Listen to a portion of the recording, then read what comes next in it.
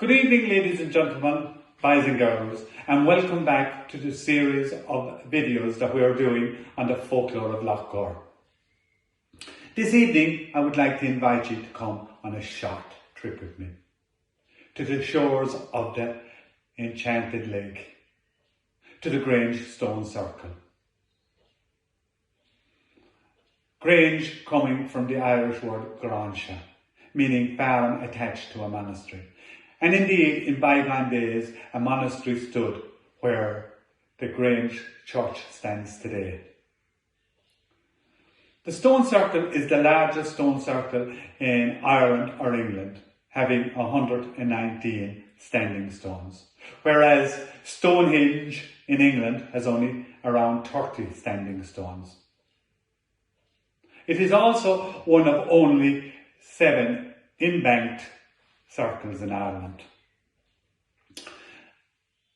The largest stone in the circle is stone number 1, called Ronach Condrove, the dark bent one.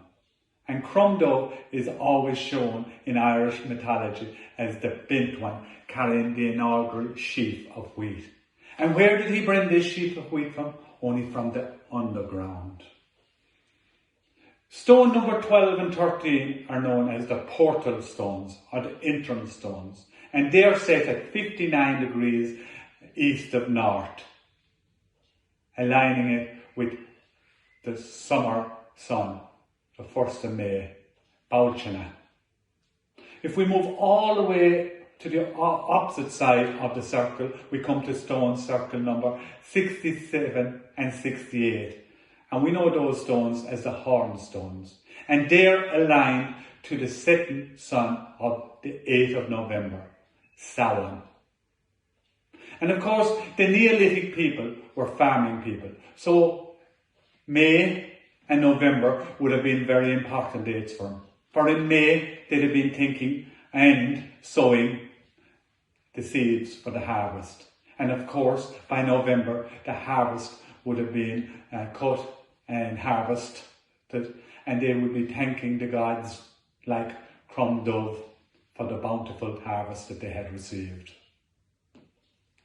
As you stand in the circle and look southeastwards to the next field, you will see a large flat stone, thought to be collection point for taxes and an inaugural stone for the kings of Munster. But for us here in Lough Gore, we know it as Clochard Villa, the stone of the tree. And this stone represents the supernatural tree that grows beneath the lake. And it is said that the lake loses its enchantment once every 7 years. And the water disappears out of the lake. And one day, a young man was riding along on his horse when he saw the water disappear. And there in the middle of the lake, he saw the supernatural tree, covered in the Bhráit Una, the green cloak. And this green cloak represents the green mantle of Ireland, of Éire. You can look, you can touch, but you can never own. And the young man thought to himself, I will have this Bhráit Una for myself. You would never know what luck it would bring me. Maybe a beautiful wife, maybe riches beyond my wildest dreams, maybe everlasting life. So he rode in his horse and he grabbed the Bhráit Una and made away with it. But unknown to him, who do you think was sitting under the tree? Only the knitter woman, Anya, queen of the fairies. And she cried out, Cuit, Cuit, Avuna Balav, Macra here on Ban Marav, a Udach on Bhráit Una Dun Vasa. Awaken, awaken, O silent tides. From the dead woman's land the horseman rides, from my head the green cloak snatching. And at that the waters of the lake began to rise up and fill in around the horse.